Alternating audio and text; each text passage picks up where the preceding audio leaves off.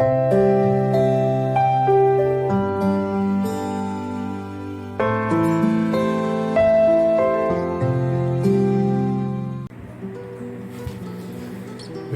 graças a Deus por estarmos aqui nesta ocasião para estarmos meditando na Palavra de Deus. Que o eterno Deus de Israel continue abençoando a todos aqui presentes. Para mim é uma satisfação imensa estar aqui nesta noite para exortá-los, para ensiná-los dentro das Escrituras Sagradas. Eu peço uma bênção muito especial sobre a vida de todos que aqui estão e sobre a vida daqueles que futuramente vão nos ouvir através do YouTube. Que o Deus eterno nos abençoe grandemente. Então, nesta ocasião, nós seguimos aqui com nossos estudos na carta de Tiago. Já peço que quem estiver com a sua Bíblia, por gentileza, abra comigo em Tiago, no capítulo 3, versículos 1 e 2. Hoje nós vamos meditar apenas em 2 versículos, e eu acredito que vocês vão ficar surpresos com o ensinamento que nós fomos capazes de fazer mediante a unção do Espírito Santo dentro do contexto de 2 versículos.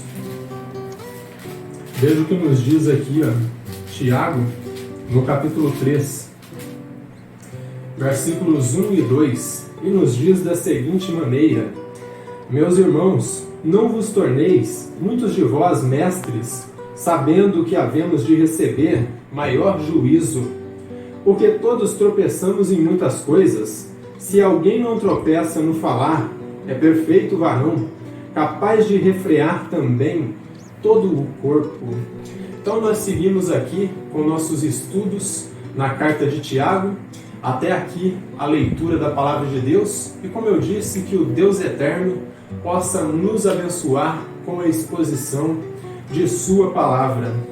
Então o nosso autor aqui, ele segue com suas exortações, só que antes dele começar a falar aí do tópico principal deste capítulo 3, que é o autocontrole, começando por controlar a língua, ele vai e se dirige aí aos mestres, aos seus companheiros pastores, pelo simples motivo, ou pelo motivo de que os mestres, quando estão no seu ofício, o membro que eles vão usar com maior destreza ali, que vão estar mais usando, é a língua.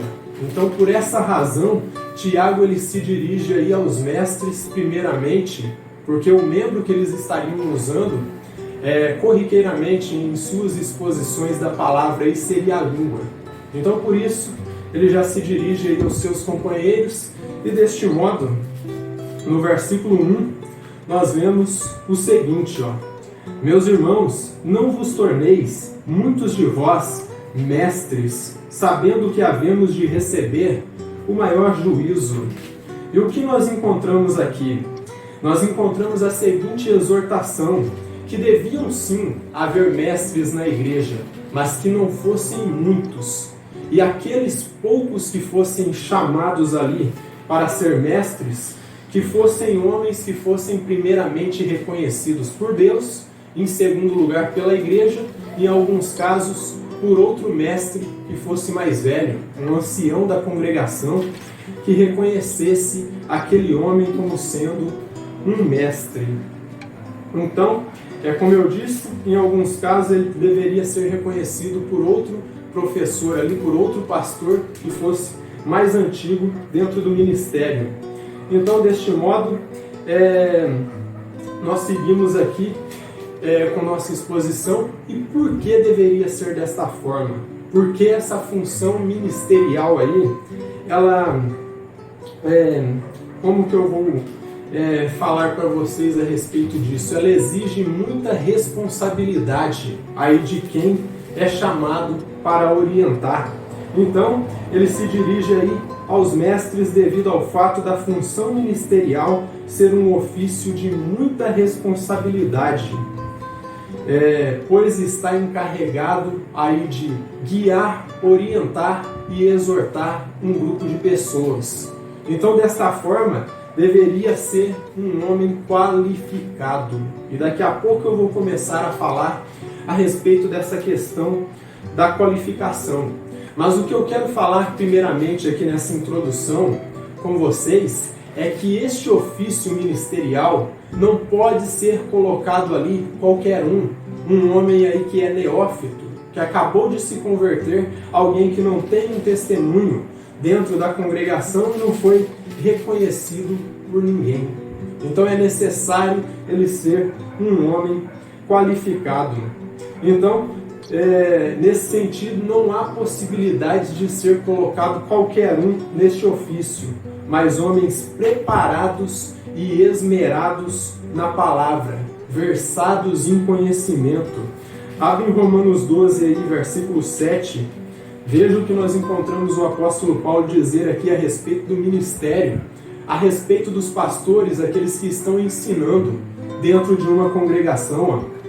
Ele diz aqui, se ministério, dediquemo-nos ao ministério, ou o que ensina, esmere-se no fazê-lo. Então, o homem que vai estar aí para ensinar, ele deve ser esmerado na palavra, ele deve esmerar-se naquilo que ele vai estar fazendo, no sentido de se preparar sermões edificantes que vão ensinar a congregação. E desta forma, como eu disse, não pode ser qualquer um, tem que ser um homem qualificado. Outra coisa que nós encontramos aqui apontado, outro requisito, deve ter um bom testemunho. Abra aí em 1 Timóteo, no capítulo 3, e nós vamos encontrar o apóstolo Paulo falando a respeito disso também. Em 1 Timóteo, no capítulo 3, de versículos 1 até o 7, fiel é a palavra, se alguém aspira ao episcopado, excelente obra deseja. Por isso que ali na carta de Tiago ele orienta que tenha assim mestres ali, que tenha episcopos, que tenham presbíteros ali que estejam ensinando a palavra de Deus. E aqui Paulo ele diz que aquele que almeja o episcopado, ele almeja uma excelente obra. E diz aqui, é necessário, portanto, que o bispo seja irrepreensível, esposo de uma mulher, temperante, sóbrio, modesto, hospitaleiro, e o que mais que diz aí? Apto para ensinar.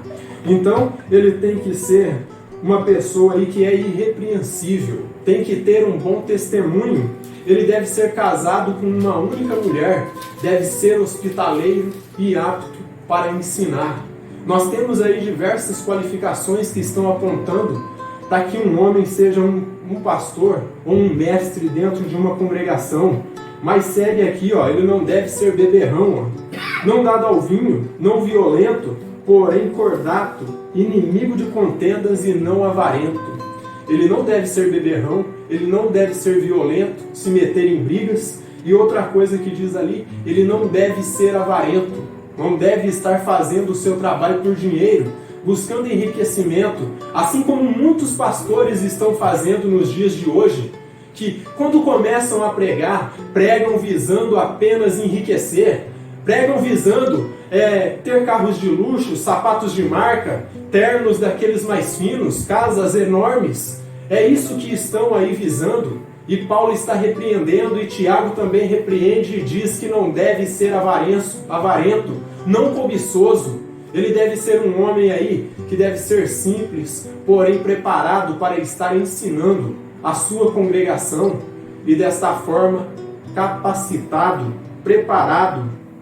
E diz aqui, ele diz aqui, e que governe bem a sua própria casa, criando os filhos sob disciplina, com todo respeito, pois se alguém não sabe governar a própria casa, como cuidará da igreja de Deus? Então ele deve orientar os filhos, se tiver filhos, primeiramente deve ensinar a esposa e os filhos antes de ensinar alguém na congregação. Deve ser um homem que seja verdadeiramente piedoso e que ensine a sua casa dentro do respeito. Pois se alguém não sabe governar a própria casa, como cuidará da igreja de Deus? Se ele não governa nem os seus, se ele não governa nem a sua própria casa, como que ele vai governar a igreja?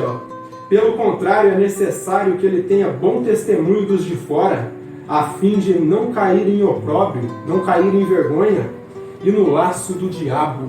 Então, desta forma, deve ser um homem bem preparado. E um dos requisitos aí que foi apontado, apto para ensinar. Outra coisa que ele nos diz aqui, e que não seja um recém-convertido, que não seja um neófito. E como eu disse, deve ser um homem capacitado, um homem preparado, pois se ele pregar bobagens, pregar heresias e pregar coisas que envergonhem o nome de Cristo, ele vai receber o mais duro castigo. Abra aí em Mateus, no capítulo 12, e versículos 36 e 37, escritura que vocês já conhecem de cor e salteado, porque nós já tivemos um estudo completíssimo nessa passagem, e diz assim, ó: digo-vos que toda palavra frívola, toda palavra sem sentido, que proferirem os homens, dela darão conta no dia do juízo, porque pelas tuas palavras serás justificado, e pelas tuas palavras serás condenado. Então nós ouvimos aí por meio do Senhor e Salvador Jesus Cristo, que toda palavra sem sentido, que o homem falar aqui nesta terra, ele vai ter que dar conta no dia do juízo. E desta forma, o homem que está aí na congregação para ensinar deve ser preparado, deve ser um homem piedoso, versado nas Escrituras, de grande conhecimento, com maturidade na fé, para que possa orientar as pessoas. Porque se ele não tiver capacidade de orientar a si mesmo e orientar a sua casa, como ele vai orientar uma congregação? Então, ele não deve ser um recém-convertido e, como eu disse, um homem preparado, pois se pegar bobagens, heresias e coisas que envergonham o nome de Cristo, ele vai pagar por tudo aquilo que ele ensinou. E outra coisa aí, se aquilo que ele ensinou fez aquelas pessoas que estavam com ele tropeçar, se desviar da presença de Deus, se desviar do Cristo genuíno, ele vai pagar por isso também. Então, por isso, tanto Tiago como Paulo, eles insistem que não sejam muitos mestres dentro de uma congregação, mas que sejam poucos e sejam o quê? Sejam homens preparados, capacitados para isso. Porque se ele não sabe se portar diante dos homens, não sabe falar, não tem autocontrole, tal pessoa não serve para o ministério. E seguimos aqui, ó. Outra coisa aqui que Paulo aponta, nós encontramos aí em 2 Timóteo. Abra comigo em 2 Timóteo. Nós vamos encontrar um pouco mais aqui Paulo nos orientando a respeito do tipo de homem que tem que ser um pastor. E vocês se recordam que foi dito aí que ele tem que ter um bom testemunho daqueles que estão de fora. Então, se o homem é envolvido com uma série de coisas erradas, problemas ocultos, com mulheres, com dinheiro, com todo esse tipo de coisa aí, que disse o reverendo William Branham que derruba um ministro, ele vai ter que dar conta de tudo isso. E por isso deve ser um homem capacitado, versado nas Escrituras, que antes de ensinar os outros, ele ensina a si mesmo. Através da Escritura, ele deve ser submisso. Se ele não for submisso ao ensino principal das Escrituras, também não vai servir para o ministério. Então abre aí em 2 Timóteo, no capítulo 2, e versículos 15 em diante, ou apenas o versículo 15. Olha o conselho que nosso irmão Paulo aqui dá para o seu filho na fé aí, Timóteo. Ele diz assim, procura apresentar-te a Deus aprovado, como obreiro que não tem de que se envergonhar, que maneje bem a palavra da verdade. Então, ele deve ser um obreiro aprovado, que não tenha do que se envergonhar. Mas se tem pecado oculto, se tem coisas erradas aí, este homem vai ter do que se envergonhar. E outra coisa, maneje bem a palavra. Porque se não manejar bem a palavra, como vai ensinar? E no capítulo 3, versículos 16 e 17, Paulo continua com suas orientações. Ele diz assim, toda a Escritura é inspirada por Deus e útil para o ensino, para a repreensão, para a correção, para a educação na justiça. Então, se o homem está se preparando, se ele está estudando as Escrituras, se ele tem seu momento devocional diário e está se preparando, este homem vai estar sendo corrigido e estará sendo instruído pela palavra mediante a unção do Espírito Santo. E desta forma, Antes dele subir no púlpito, ele vai estar rendido a Cristo, vai estar humilhado ante aos pés do Senhor e Salvador Jesus Cristo, para que possa com humildade subir no púlpito e ensinar a sua congregação. E ele segue aqui, a fim de que o homem de Deus seja perfeito e perfeitamente habilitado para toda boa obra. Então o que vai capacitar o ministro, o que vai capacitar o mestre, é isto: muita devoção diária, muito estudo da palavra e submissão a Cristo. Se ele não tem esse testemunho, se ele não ama a Bíblia, se ele não entende que as Escrituras Sagradas não contêm a palavra de Deus, mas elas são a palavra de Deus, este homem não está definitivamente versado e preparado para ensinar.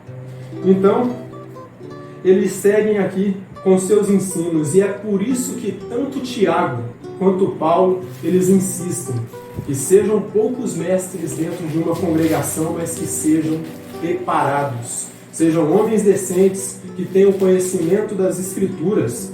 Tem mais uma escritura que eu gostaria de citar aqui para vocês, encontra-se em Atos, no capítulo 6. Muitas pessoas têm o costume de citar o apóstolo Pedro e dizer que era um homem analfabeto, que ele não se dedicava às Escrituras.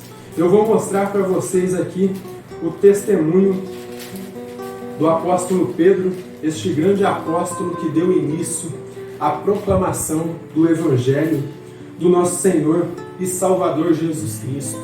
Pedro, ele dá esse testemunho aqui depois dele ter solicitado que dentro das congregações ali da igreja primitiva tivessem diáconos que estivessem servindo às mesas. E ele diz isso, prestem bem atenção, e quanto a nós, nos consagraremos à oração e ao ministério da palavra.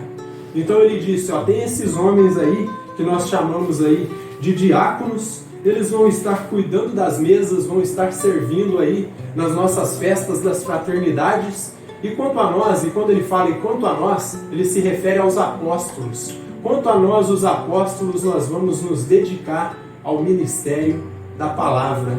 E vocês acham que essa dedicação da palavra aí que Pedro se refere, ele ia apenas orar e esperar vir uma revelação? Não, ele ia estudar a Bíblia. Ele ia pegar os livros que tinham ali do Velho Testamento e ia estudar, ia pedir a revelação de Deus para que pudesse ensinar. Porque se ele não se debruçasse ali nos rolos, nos livros, nos pergaminhos, ele jamais teria o que ensinar. Então, desta forma, ele diz, quanto a nós nos dedicaremos ao ministério da palavra. Muitos podem pensar, por que o pastor Álvaro estuda tanto? Eu estudo tanto, sabe para quê? Para falar pouco e ensinar coisas que são corretas. Porque quando eu venho preparado para ensinar, eu vou seguro do que eu vou falar. Agora, quando eu não me preparo, que segurança que eu vou ter? As coisas vão sair aí como que metendo os pés pelas mãos. E isso, diante do ensinamento, tanto aqui de Tiago quanto de Paulo, parece não fazer nenhum tipo de sentido. E vocês vão se recordar que quando Paulo estava preso, já estava lá em Roma, já estava esperando a sua sentença de decapitação, seria cortada a sua cabeça. Ele escreve para Timóteo e ele diz, filho, passa em Troade, pega a capa que eu deixei por lá, porque está fazendo frio, é inverno, e passa por lá e pega também os pergaminhos, os livros que deixei ali. Porque mesmo que era um apóstolo, que era inspirado por Deus, ele necessitava das Escrituras para estar lendo, estar se alimentando e assim estar produzindo o Evangelho do nosso Senhor e Salvador Jesus Cristo. Se Paulo não lesse muito, se Paulo não estudasse, mediante a unção do Espírito Santo, ele não teria sido o maior doutrinador da Igreja do Senhor e Salvador Jesus Cristo. Ele não teria sido o maior apóstolo do cristianismo e tampouco nós o reconheceríamos como profeta inspirado por Deus. Isso tudo refletiu na vida dele porque ele tinha muito conhecimento tanto das Escrituras quanto da cultura que estava à sua volta. E por isso ele poderia entrar em vários ambientes e tratar com várias pessoas porque ele sabia como falar. Ele manejava bem a palavra, ele tinha o dom da fala. E desta forma, todos os pastores, para estarem preparados, eles devem manejar bem as Escrituras. deve conhecer bem a palavra e trabalhar o dom da fala que Deus deu para eles. E uma pergunta eu deixo no ar aqui para vocês: mas por que tanto cuidado e tanta minuciosidade no ministério? Eu vou repetir a pergunta que eu fiz aqui, ó. Mas por que tanto cuidado e minuciosidade no ministério? Por que esses apóstolos apontam tanto cuidado e minúcias assim dentro do ministério pastoral, principalmente? O nosso querido Tiago, ele dá a resposta aqui no versículo 2, ó. Preste atenção no que ele diz aqui, ó. Porque todos tropeçamos em muitas coisas. Se alguém não tropeça no falar, é perfeito varão, capaz de refrear também todo o corpo. Então ele aponta aqui, Tiago alerta que todos somos imperfeitos, todos somos limitados e todos tropeçamos. Tiago alerta que todos nós somos imperfeitos e limitados e que todos nós tropeçamos, meus irmãos. Todos nós tropeçamos em alguma coisa. Então, todos tropeçamos em algo. E se não tropeçar, tal homem já conseguiu se tornar perfeito. E desta forma, ele não vai conseguir viver neste mundo porque já é uma pessoa perfeita vivendo em um mundo imperfeito, um mundo detestável. Mas a realidade que Tiago aponta aqui, meus irmãos, é ao contrário. Ele demonstra que se não fosse o Espírito do Senhor, meus irmãos, com certeza nós escolheríamos sempre aquilo que é oposto ao ensinamento da palavra de Deus. Nós estaríamos andando dentro da cobiça de nossos corações e não serviríamos a Deus, porque isso é um dom que Deus deu para nós, a fé. E se Ele não desse esse dom que nós chamamos de fé, nós não conseguiríamos servi-lo. Então, pois se não fosse o Senhor e o seu Espírito em nós, sempre nós iríamos escolher aquilo que é o oposto à palavra de Deus. Mas alguém pode dizer: mas pastor, em que o Senhor se baseia para declarar essas palavras? Isso parece ser muito duro. O Senhor está dizendo que nós somos pecaminosos, que nós somos depravados, que nós somos rendidos debaixo do pecado? Sim, é isso que eu estou dizendo, meus irmãos. E com base no que eu falo isso? Eu falo com base nas Escrituras. Abre em Gênesis 6 e ali nós encontramos a realidade das Escrituras demonstrando o nosso caráter. Talvez muitos não gostariam de ouvir isso, porque é uma palavra muito dura, mas é a realidade. Então em Gênesis 6 e versículo 5, que é outro texto que nós já estudamos ele aqui, de ponta a ponta, e vocês viram ali o que é a natureza do homem. Então no versículo 5 diz assim, ó: viu o Senhor que a maldade do homem havia se multiplicado na terra, e que era continuamente mal todo o desígnio do teu coração, ou do seu coração. Então Deus olhou para a humanidade lá naquele período antediluviano, e Ele percebeu, Ele viu que o coração do homem, o desígnio deste coração humano era continuamente mal. E depois do dilúvio, lá no capítulo 8, versículo 21, veja o que acontece aqui, ó. E o Senhor aspirou o suave cheiro e disse consigo mesmo: não tornarei a amaldiçoar a terra por causa do homem, porque é mau o desígnio íntimo do homem desde a sua mocidade, nem tornarei a ferir a terra e ferir todo ser vivente, como o fiz. Então ele disse que o íntimo do homem aí é o que? Continuamente mal. E se nós andarmos um pouco aqui no Velho Testamento, nós vamos encontrar Jeremias dizendo no capítulo 17 e versículo 9 o seguinte: que enganoso é o coração do homem, quem é o único que pode analisá-lo? É apenas o Deus Todo-Poderoso. É o único que pode analisar esse coração enganoso e também controlá-lo através da unção do seu Espírito. O homem é continuamente mau. Então diz que o desígnio dos nossos corações é continuamente mau, que nossos corações são enganosos. E em Eclesiastes, no capítulo 7, no versículo 20, o sábio Salomão ele nos entrega uma revelação muito importante a respeito do nosso caráter, que depois no Novo Testamento o apóstolo Paulo ele vai repetir. Veja Eclesiastes capítulo 7 e versículo 20. Não há homem justo sobre a terra que faça o bem e que não peque. Então Deus olha para a terra e ele diz que não há homem bom sobre a terra, não há um que não peque, não há um que desobedeça às leis de Deus.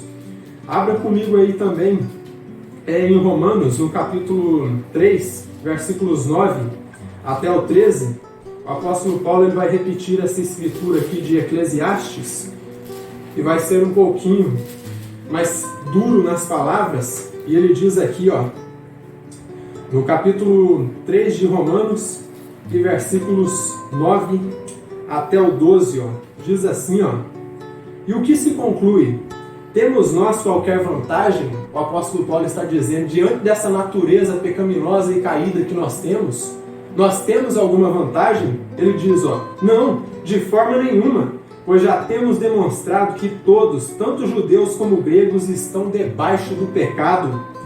Como está escrito, não há justo nenhum sequer, não há quem entenda, não há quem busque a Deus. Todos se extraviaram, a uma se fizeram inúteis, não há quem faça o bem, não há nenhum sequer. Então essas declarações de Paulo aqui nos orientam que o coração do homem é depravado, que se não tiver o controle, se não tiver o freio do Espírito Santo, com certeza o homem vai escolher o lado errado e vai escolher o mal. Por isso que hoje nós encontramos em muitas igrejas homens pregando heresias e falando mais em demônios e em dinheiro do que falando das Escrituras e ensinando a realidade do que está dito ali, porque eles não leem Bíblia, não estudam a palavra de Deus, não dependem da unção do Espírito Santo, e por isso que a igreja evangélica hoje está fracassando. Está indo para o buraco porque o ser humano se entregou às cobiças e paixões do seu coração. Muitos que são chamados mestres hoje, que são chamados pastores, estão entregues a vaidades, luxúrias e pecados escondidos, até vícios, em drogas, em bebidas, em todo tipo de coisa errada, e no dia seguinte estão lá no púlpito como se não fosse nada, como se nada tivesse acontecido, como se ele não estivesse pervertido, como se ele não estivesse cometendo adultério às escuras. Está cheio de gente dessa forma que se diz que é pastor, que se diz um pregador, mas no fundo o seu coração está pior do que os fariseus e saduceus. Está cheio de nódoas, está cheio de cobiça, está cheio de rapina e maledicência. Então, desta forma, nós concluímos que sem devoção a Deus e obediência a seus ensinamentos, jamais chegaremos à perfeição. Nunca chegaremos à perfeição. E que desta forma nós entendemos também que todos foram separados da presença de Deus por causa do pecado. Abra em Romanos, novamente, no capítulo 3, versículos 23 e 24. O apóstolo Paulo ele segue suas argumentações aqui e diz, pois todos pecaram e carecem da glória de Deus. Esse carecem aqui significa que foram separados definitivamente da presença de Deus, sendo justificados gratuitamente por sua graça, mediante a redenção que há em Cristo Jesus, a quem Deus propôs no seu sangue como propiciação, mediante a fé, para manifestar a sua justiça, por ter Deus, na sua tolerância, deixado impunes os pecados anteriormente cometidos. Então, desta forma, nós devemos entender, meus irmãos, que sem devoção, obediência à palavra de Deus, você nunca vai chegar à perfeição.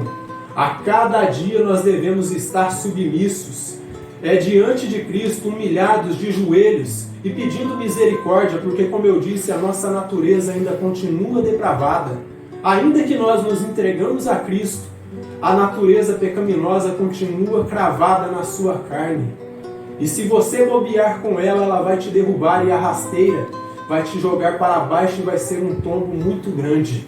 Então, desta forma, não confie no seu coração, não confie na sua natureza caída, porque quando derrubou os homens ali do período antes do dilúvio, depois do dilúvio, E em continuidade aqui no período do Velho Testamento e depois no Novo Testamento, muitos caíram porque se deixaram levar pela cobiça do seu coração. Nós devemos tomar isso como testemunho e ver que se nós não depositarmos a nossa confiança e obediência no Senhor e Salvador Jesus Cristo, você pode esquecer transformação e vida eterna. Você pode esquecer um reino de paz vindouro, onde o Messias será o rei, onde ele será o soberano, porque esse reino não é para você. Muitos querem um evangelho aí, água com açúcar, que não prega arrependimento, que não prega devoção diária. Mas este pastor aqui, ele prega arrependimento e ele prega devoção diária. Nós devemos estar submissos diante da presença de Deus e entender que nós somos fracos, que nós somos pecadores e que nós dependemos do Espírito de Deus. E desta forma, nós fomos separados aí da presença de Deus por causa do pecado. E a única forma que nos dá a oportunidade de nós nos aproximarmos do Pai novamente é a morte de Cristo vicária na cruz do Calvário. Foi a graça de Cristo que abriu a porta para que nós pudéssemos nos aproximar de Deus. Se não fosse isso, se não fosse o Senhor que abrisse a mediação através do seu Filho, nós jamais chegaríamos à sua presença. Então, a única maneira de nós nos aproximarmos de Deus é através de Cristo. Por esta razão, quanto mais preparado e piedoso e devoto for o pastor, maior eficácia ele vai ter no seu ministério. Ele não vai se tornar um santo rolador, um santo do pau oco, como muitos dizem aí. Ele vai se tornar um homem humilde, que entende que é pecador, que entende que é fraco. Citando aqui Augusto Nicodemos, ele fala a respeito da oração, e ele diz o seguinte, e é um ensinamento que eu julguei bastante importante, por isso já vou citar aqui. Muitas pessoas podem dizer, a oração é para os fracos. Ele diz, justamente, é por isso que eu oro, porque eu sou fraco. Se eu não fosse fraco, eu não oraria. É isso que nós devemos entender. Você deve entender que você é fraco, o pecado está em você, e por isso você deve orar diariamente. Desta forma, entenda que todos nós somos pecadores e merecemos arrependimento e devoção diante de Deus. E mais uma citação aqui, Augusto Nicodemos, ao comentar esse verso 2 aqui que nós estávamos lendo, ele diz assim, este é o ensino claro das Escrituras. Este ensino que eu acabei de dar aqui, a exceção de Jesus Cristo. O único que não é pecador, que não é depravado, meus irmãos, é Cristo. Então por isso ele diz, este é o ensinamento claro das Escrituras, a exceção de Jesus Cristo. Todos os nascidos de Adão e Eva tropeçaram, tropeçam e tropeçarão em alguma coisa. Os nossos pais, Adão e Eva, tropeçaram. Os antigos tropeçaram. Nós tropeçamos diariamente em alguma coisa. Então, desta forma, entenda que nós devemos ser submissos ao Criador. Nos devotar cada vez mais a Cristo. Quanto tempo faz que não oramos? Mais de 10 minutos, não choramos na presença de Deus? Lembrando que nós estamos em um tempo de espera e de clamor. Nós devemos estar clamando pela vinda do Senhor e Salvador Jesus Cristo para arrebatar a sua igreja. Quantos têm esquecido disto? Quantos têm esquecido de honrar o Pai em oração? Então, desta forma, se entregue a Cristo. É o meu chamado nesta noite. Se devote a Cristo. Então, como eu dizia, é no meio destes aí, meus irmãos, que Tiago ele se inclui. E nos ensina que o ser humano é dotado de fraqueza. Por isso que Tiago diz, nós tropeçamos em alguma coisa, todos nós tropeçamos. Mesmo que Tiago era um apóstolo, era o irmão de Jesus segundo a carne, era um homem que foi inspirado por Deus para escrever Bíblia, ele entendia que, em outro sentido, ele era limitado por estar na carne, sabendo que era pecador. Então todos nós tropeçamos, ele diz aqui, porque todos tropeçamos em muitas coisas. Se alguém não tropeça no falar, é perfeito varão, capaz de refrear também todo o corpo. Então, se o homem é perfeito, ele consegue controlar todo o corpo. Mas sabemos que somos imperfeitos. Então, com isso, eu já posso concluir com algumas aplicações aqui ao nosso texto. O primeiro aqui é todo mestre, ou seja, todo pastor, ele vai ser julgado por aquilo que ele ensinou, por aquilo que ele pregou. E com razão o Senhor e Salvador Jesus Cristo, ele nos exorta lá em Mateus 12, 36 e 37, que toda palavra sem sentido que os homens falarem aqui nesta terra, eles vão ter que dar conta no dia do juízo. Deste modo, o que Tiago ele salienta aqui, que todo pastor, antes dele ensinar as outras pessoas, como eu disse, ele deve ensinar a ele mesmo. Antes dele ensinar as pessoas a devoção diária a Cristo, ele mesmo deve ser um devoto.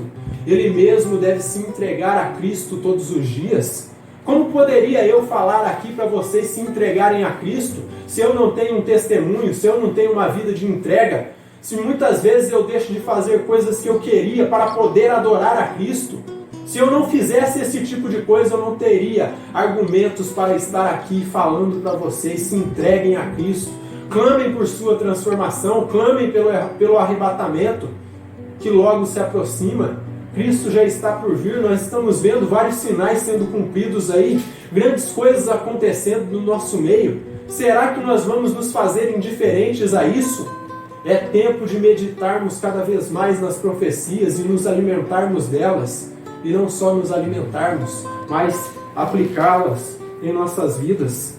Então, deste modo, o que Tiago salienta é que todo pastor, antes de ensinar, ele deve praticar o que ele ensina, pois senão a sua pregação se torna uma blasfêmia e não guia e não exorta a ninguém. Pelo contrário, a sua pregação vai fazer as pessoas tropeçarem. E o meu desejo como pastor não é que ninguém tropece, mas é que todos caminhem com Cristo até serem transformados, até serem levados à ceia das bodas do Cordeiro. O meu desejo é este. William Barclay, ao comentar este tópico, ele diz assim, e cita outro autor aqui, uma fonte dele lá que é o Hopes, e ele diz assim, Tiago estava preocupado em destacar a responsabilidade dos mestres e o perigoso caráter do instrumento que tinham que usar, que no caso é a sua língua, o perigoso instrumento que eles tinham que usar. Então, neste dia nós tivemos aí uma preparação, aí uma introdução ao tópico maior que Tiago vai falar aqui, que é o autocontrole e o controle da língua. Desta forma, ele se dirigiu primeiramente aos pastores, porque são aqueles que diariamente estão usando a língua para falar e ensinar nas congregações. E por isso ele começa já pelos cabeças, para depois ensinar o restante da congregação.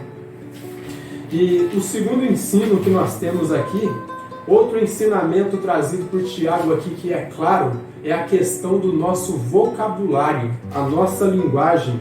Então, é a questão do vocabulário. Seja pastor ou não pastor, nós estamos chamados a ter uma linguagem santa. E como disse aí o sábio Salomão, uma língua que seja serena. Abra aí em Provérbios, no capítulo 15, versículos 1 até o 4, nós temos um ensinamento aí de Salomão, bastante categórico a respeito deste tópico aí do controle da língua. Ele diz algo semelhante aqui a Tiago, que eu gostaria de compartilhar aqui com vocês. Provérbios, deixe-me ver aqui, capítulo 15, versículos 1 até o 4.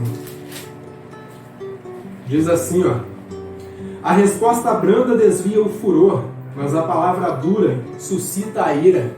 Então essas palavras aqui de Salomão nos levam a pensar para falar, pensar antes de agir.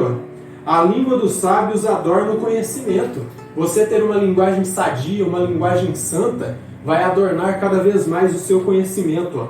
Mas a boca dos insensatos, aqueles lá que não pensam para falar, derrama estultícia, derrama discórdia, derrama aí vergonha.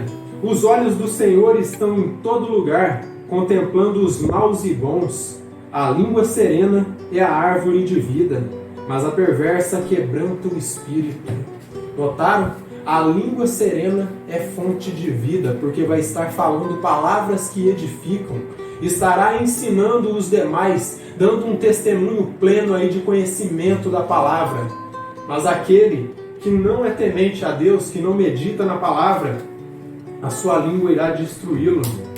E no Salmo 141, versículo 3, Davi ele nos dá uma lição também a respeito disso. Salmo 141, versículo 3. Deixa eu ver se é isto mesmo. 141, versículo 3, ó. Ele diz aqui, ó: põe guarda, Senhor, a minha boca, vigia a porta dos meus lábios, e não permita que meu coração se incline para o mal, para a prática da perversidade na companhia de homens que são malfeitores. Então, ele diz: põe a guarda, Senhor, na minha boca, põe a guarda nos meus lábios, para que eu não fale coisas sem sentido, e para que eu saiba me portar diante dos meus inimigos. E Paulo, ele segue seus ensinos aqui também, no capítulo 2 de Tito. Veja que nós encontramos no capítulo 2 de Tito algo bastante categórico aqui também da parte de Tiago, falando a respeito da nossa linguagem. É o capítulo 2 de Tito, versículo 8. Deixa eu ver se é isto mesmo. Tito, capítulo 2 e versículo 8. Diz assim, ó. Vamos pegar a partir do verso 7, ó. Torna-te pessoalmente padrão de boas obras no ensino, mostra integridade e reverência, linguagem sadia e irrepreensível, para que o adversário seja envergonhado, não tendo indignidade nenhuma que dizer a nosso respeito. Então, se o pastor ele tem uma linguagem sadia, ele está preparado. Se a igreja tem uma linguagem sadia, também está preparada. E o inimigo não vai ter indignidade que nos acusar, porque a nossa linguagem é sã. E vamos seguindo aqui, ó. Em Efésios, no capítulo 4, versículos 25 até o 30, o apóstolo Paulo ele diz assim, ó: por isso, deixando a mentira, fale cada um a verdade como o seu próximo, porque somos membros uns dos outros. Irai-vos, e não pequeis, não se ponha o sol sobre a vossa ira, nem deis lugar ao diabo. Aquele que furtava, não furte mais, antes trabalhe, fazendo com as próprias mãos o que é bom, para que tenha com que acudir ao necessitado. Nem saia da vossa boca nenhuma palavra torpe, nenhum palavrão, e sim unicamente a que for boa para a edificação, conforme a necessidade, e assim transmita a graça aos que ouvem. E não entristeçais o Espírito de Deus, no qual fostes selados para o dia da redenção. Todas as vezes, meus irmãos, que nós falamos palavras sem sentido, falamos palavras torpes, xingamos os outros, trazemos palavras negativas, tudo isso entristece o Espírito de Deus. E nós estamos chamados a honrar o Espírito de Deus e fazer com que ele esteja feliz e contente conosco. Mas se nós falamos o que queremos, como diria a minha mamãe, escuta o que não quer. Aquele que fala o que quer, escuta o que não quer. Então logo, o que quer dizer com isso? Aquele que fala uma palavra sem sentido, logo vai atrair mais palavras sem sentidos. Aquele que busca com arrogância, aquele que fala coisas sem sentido, mentiras, ele vai atrair corriqueiramente a desgraça sobre a sua vida. Então, desta forma, entenda que o segredo para vivermos em harmonia com os demais consiste em controlar a língua, no sentido de pensar para falar. Porque quando nós falamos aí palavras sem sentidos, o nosso querido Dr. William Souto Santiago sempre nos ensinou: se você está falando coisas sem pensar, logo você está precisando de um médico. Você está precisando de um psiquiatra, porque você não está agindo com o pensamento, você está agindo neciamente e por isso está cometendo vários erros. Matthew Henry, ao comentar essa sessão, ele diz o seguinte, ó: a verdadeira religião não admite contradições. Quantos pecados seriam evitados se os homens sempre fossem coerentes. Eu abro um parênteses aqui, coerentes com o quê? Que o irmão Matthew Henry quer dizer aqui. Coerentes com as suas palavras, coerentes com as suas atitudes. Quantas pelejas, quantas discussões seriam evitadas se nós fôssemos coerentes com aquilo que nós estudamos todos os dias que aqui estamos? Quantas guerras seriam evitadas, meus irmãos, se os homens fossem coerentes com as suas palavras, coerentes com as suas atitudes? Muitas guerras ocorrem no mundo porque homens quebram decretos, quebram leis e não são coerentes com as suas atitudes. E por isso o mundo está da forma que está. Um mundo corrompido, caído e depravado.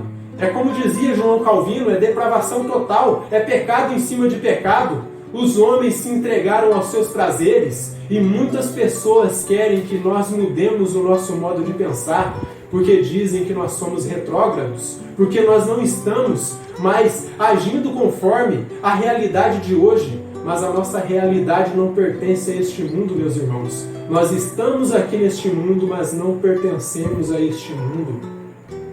Então, desta forma, o crente não deve se igualar às pessoas pecaminosas, pessoas que não temem a Deus, pessoas que andam com bebedices, com drogadições, pessoas que andam com palavras torpes na boca. Nós devemos evitar más companhias e andar com gente que tem uma linguagem sã, gente piedosa, gente que compartilha da mesma fé que nós. E desta forma nós estaremos obedecendo o Criador. Bom, que o Eterno nos abençoe grandemente. Nós seríamos cada vez mais íntegros se nós colocássemos a palavra em prática. Que o Deus Todo-Poderoso nos abençoe grandemente.